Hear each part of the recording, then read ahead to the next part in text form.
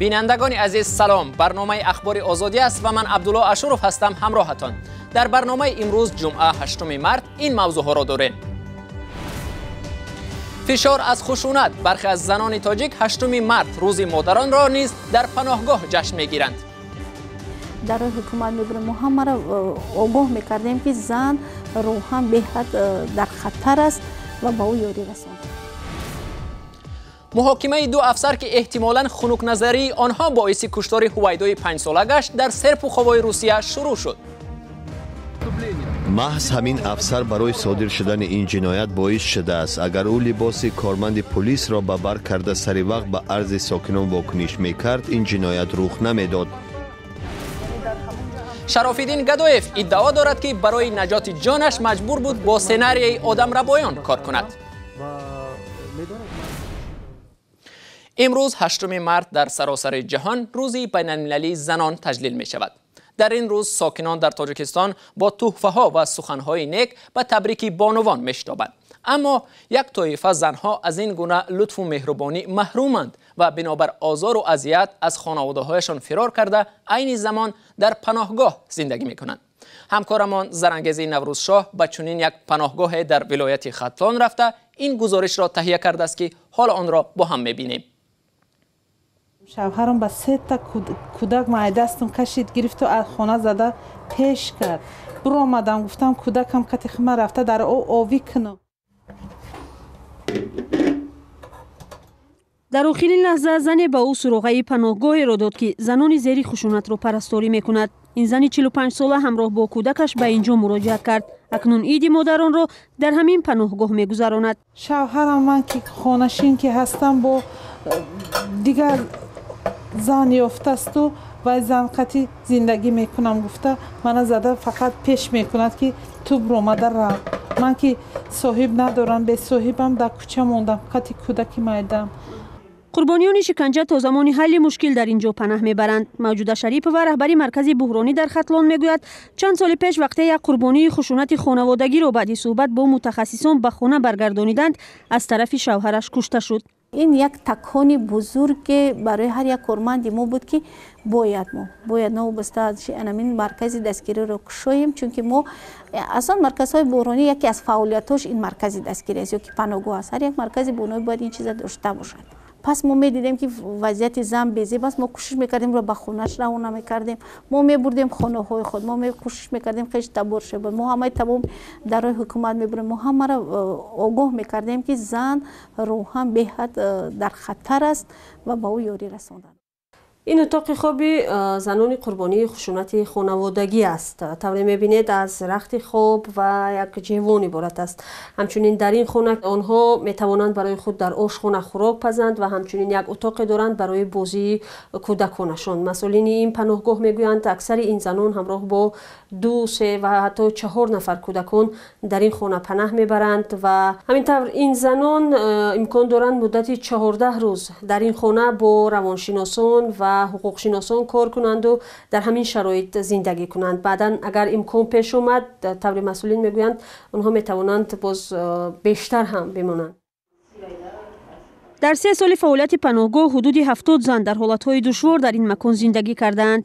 سروغه پناهگاه زنان در ختلان بجز از مسئولین حکومت و پلیس ها به کسی معلوم نیست. به گفته موجوده شریف و در این مدت مسئولین مرکز بحرانی در همکاری با مقامات و پلیس کوشش میکنند با شوهر و خانواده زن صحبت کنند و راه برای مشکل او پیدا نمایند.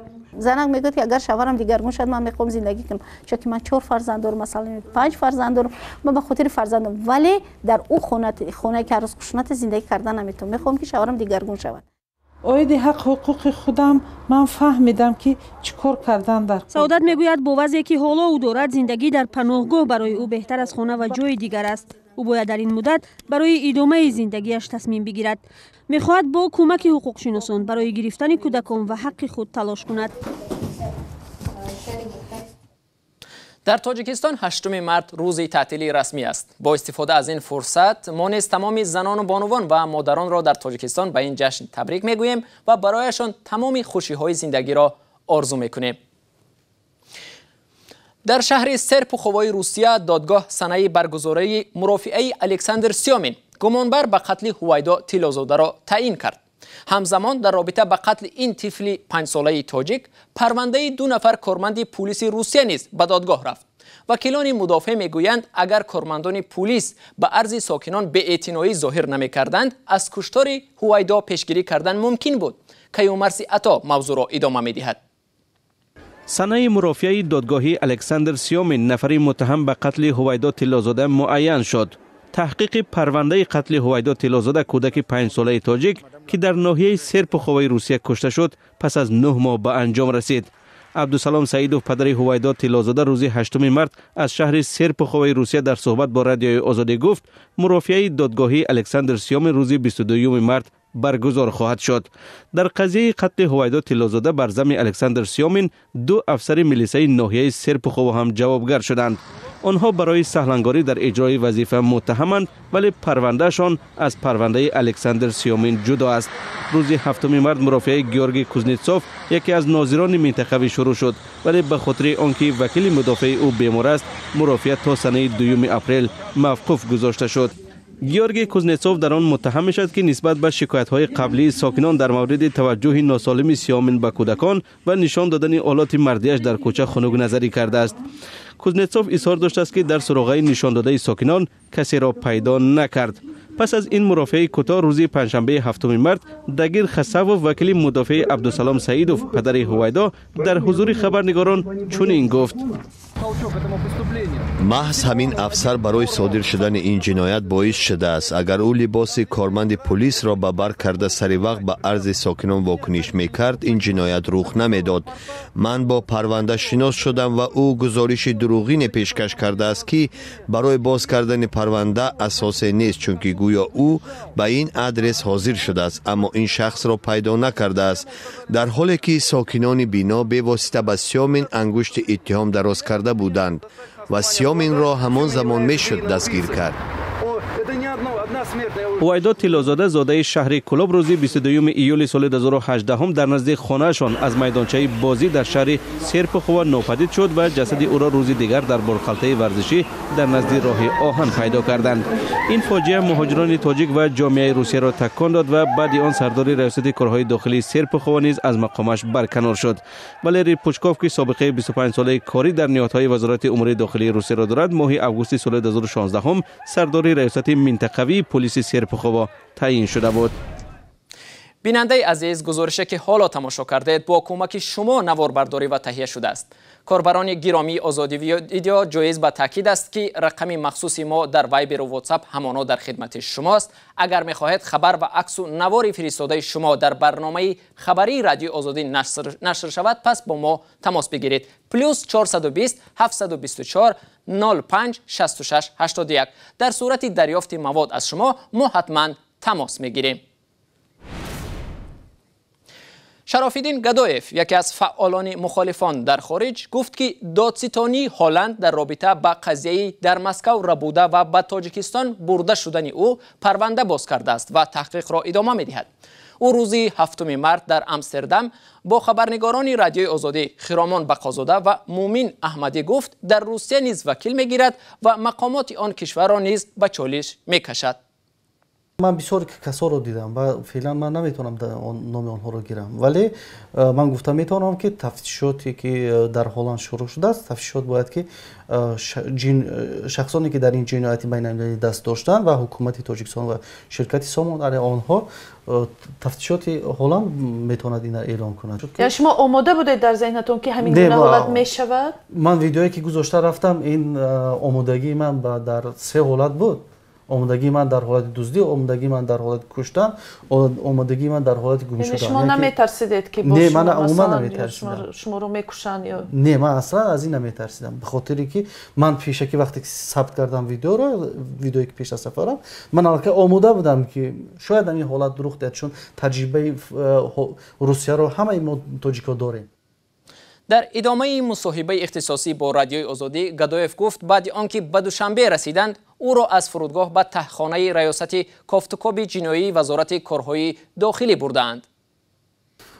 بختیار نظرов آمد 3 پیشنهاد کرد که این 3 پیشنهادش همون به مثل که چگونه که دزدیدن آوردن لطو کوب کردن با همین مانند بود که چی پیشنهاد این پیشنهاد بود که کسی نمیدونه شما در دوشنبه هستید، ما میتونیم هر اخباری که لازم است گیریم با طریق شکنجه و شما رو میکشیم.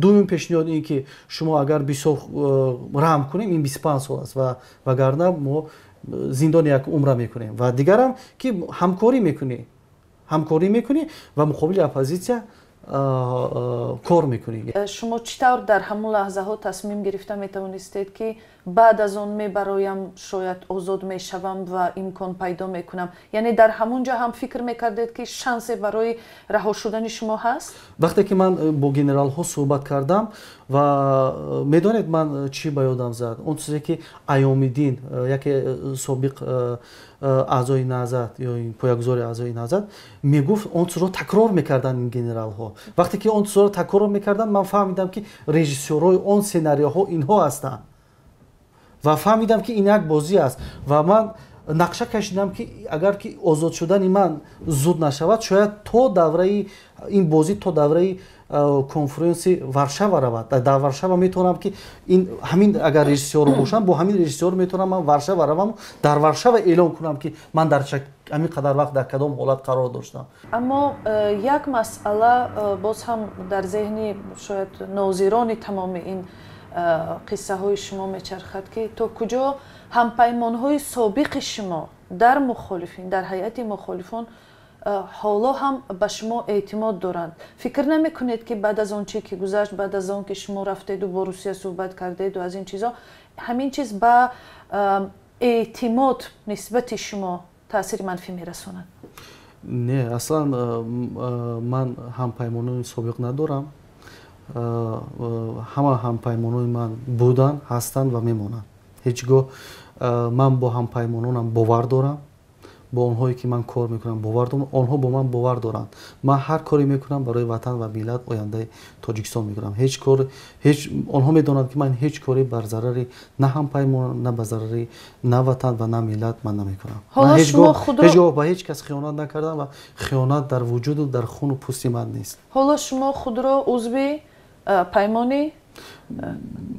بله من عضو پیمان ملی تاجیکستان هستم و همزمان سابق هماهنگسازی جنبش اصلاحات و رشد تاجیکستان هستم. سابق و اعضا هستم در این گروه. خب در همین پیمان طور ما میفهمیم چندین گروه سیاسی شامل هستند. چند گروه هستند؟ اینا چی ساختار هستند؟ هدفهای شما چی است؟